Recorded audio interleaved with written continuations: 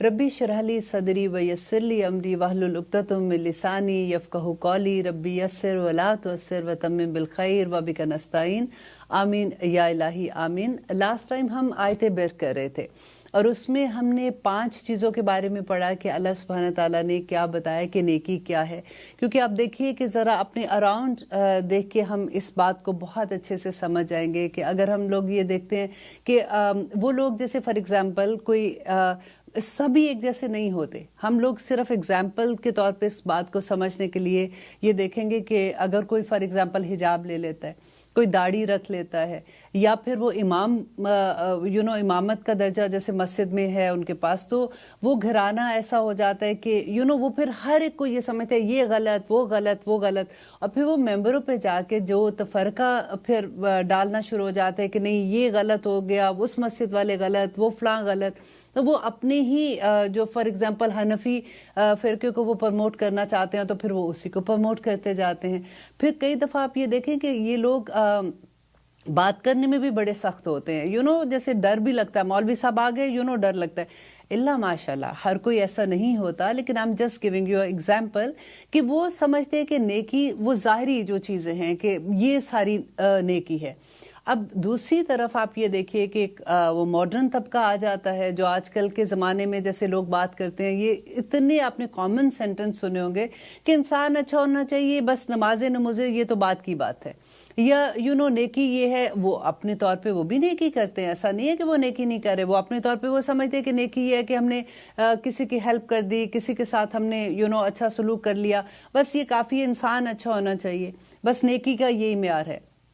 اب یہاں پہ دیکھیے اللہ سبحانہ تعالیٰ کیا کہہ رہے ہیں، 16 چیزوں کے بارے میں اللہ سبحانہ تعالیٰ بتا رہے ہیں کہ نیکی صرف یہ نہیں ہے۔ دیکھیے شروع میں کیا ہوا تھا کہ قبلہ کی ڈائریکشن جب چینج ہونی تھی تو there was a very big test تھا کہ لوگوں کو پورا ایک دم سے اپنا پوری ڈائریکشن چینج کرنی تھی، اور وہ آزمائش بھی تھی۔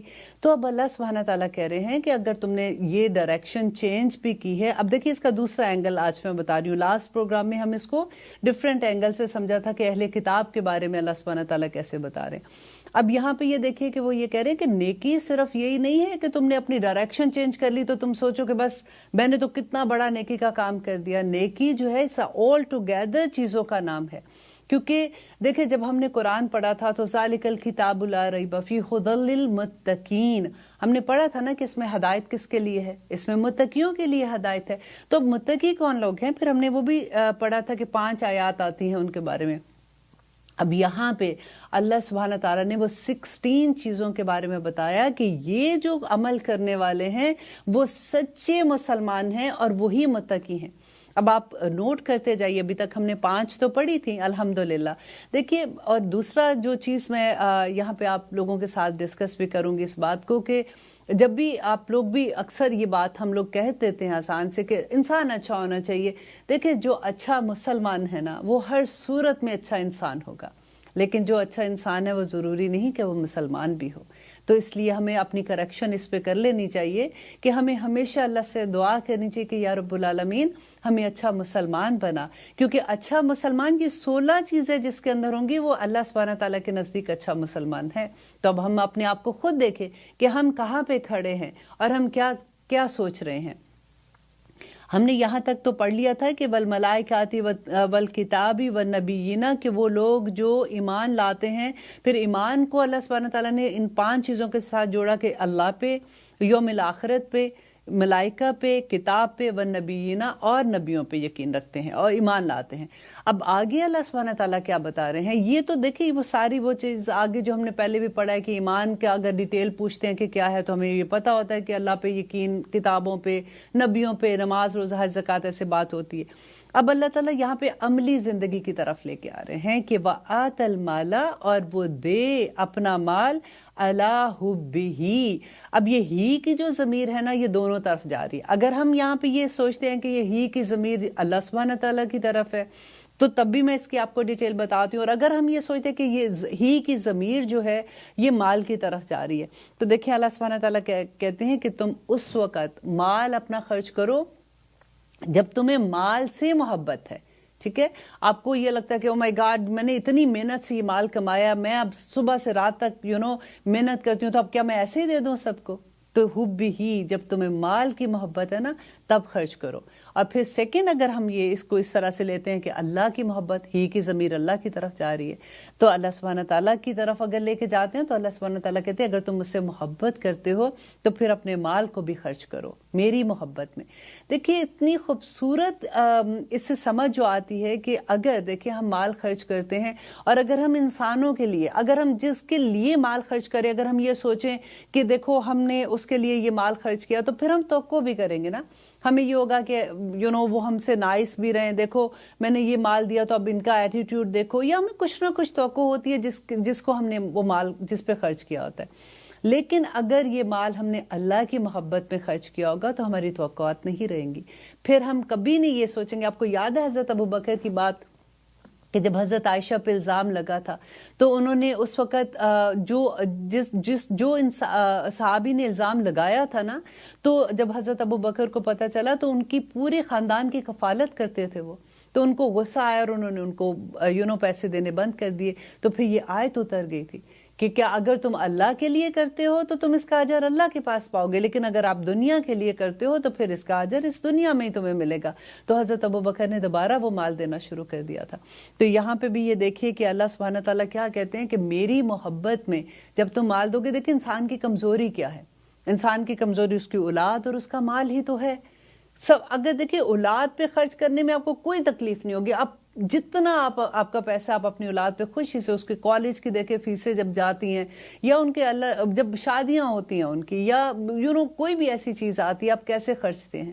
لیکن جب ہم نے کسی اور پہ لگانا ہوتا ہے تو پھر ہم گرنا شروع ہو جاتے ہیں. پھر ہمارے کئی دفعہ ہماری استاد جو تھی وہ کہا کرتی تھی کہ مجھے سب سے زیادہ افسوس اس وقت ہوتا ہے جب مسجد میں دینے کی باری آتی ہے، یا کبھی آپ نکالتے ہو تو آپ اپنی چینج نکال رہے ہوتے ہو کہ چینج دے دیتے ہیں، ٹھیک ہے یہ تو. یہاں پہ اللہ سبحانہ تعالیٰ کیا کہہ رہے ہیں، اور آگے دیکھیے کہ وَآتَ الْمَالَ عَلَىٰ حُبِّهِ وَذِي الْقُرْبَىٰ.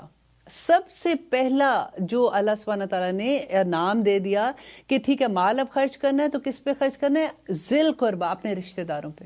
دیکھیے یہ سب سے مشکل مقام ہے خرچ کرنے کا. آپ کو پتہ ہے اگر آپ ایسے سوچو تو آپ کو نہیں میں تو اپنے رشتہ داروں پہ خرچ کرتی ہوں اور مجھے تو کوئی تکلیف نہیں ہوتی ہے. آپ کو پتہ ہے جب ہمیں یہ ہوتا ہے نا کہ دیکھو ہم نے ان کی کتنی مدد کی تھی اور ان کا تو نخرہ ہی نہیں پایا جاتا. لاسٹ پارٹی میں نے ان کو دیکھا تھا تو ان کا تو حال ہولیا دیکھو، اور پیسے مانگنے کی دفعہ ہمارے پاس آ جاتے.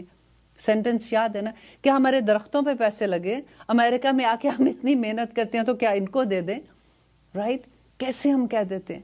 اللہ سبحانہ تعالیٰ کہہ رہے ہیں کہ اپنا مال خرچ کرو اللہ حب ہی، میری محبت میں، وذی القربیٰ، اور جو تمہارے رشتہ دار قرابت والوں پہ جب مال خرچ کرتے ہیں نا تو دگنا ثواب ہے. اگر آپ باہر دیتے ہو ڈیفینیٹلی ہم لوگ ہر ایک جن کو ضرورت ہوتی ہے جب ہم مال خرچ کرتے ہیں تو ہمیں ثواب اس کا ملتا ہے. اللہ سبحانہ تعالیٰ اس کا اجر انشاءاللہ قیامت کے دن ہمیں دیں گے. لیکن اگر ہم رشتہ داروں پہ خرچ کرتے ہیں تو دوہرا اجر ہے.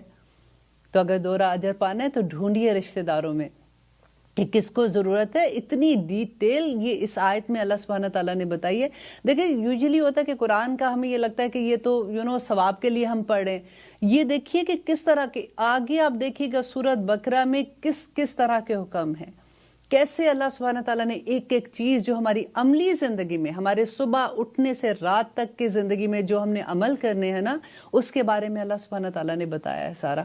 اچھا جی، اب ذی القربیٰ کے بارے میں اب بات آ گئی تو پھر اور کیا کرے؟ پھر اللہ سبحانہ تعالیٰ کریں والیتامیٰ، اور یتیموں پہ.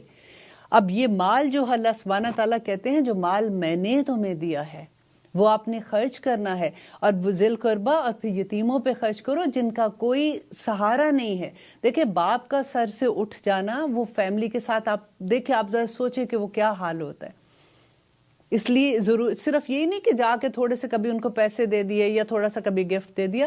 آپ یتیموں کے بارے میں تو آگے آئے گی سورۃ بقرہ میں اتنے سخت احکامات ہیں جس کی کوئی حد نہیں، کہ ان کے سر پہ کہتے ہیں کہ یتیم کے سر پہ اگر آپ ایک دفعہ محبت سے ہاتھ پھیرتے ہیں نا تو اس کے سر کے جتنے بال ہیں اس کے مطابق آپ کو نیکیاں مل جاتی ہیں. الحمدللہ ثم الحمدللہ.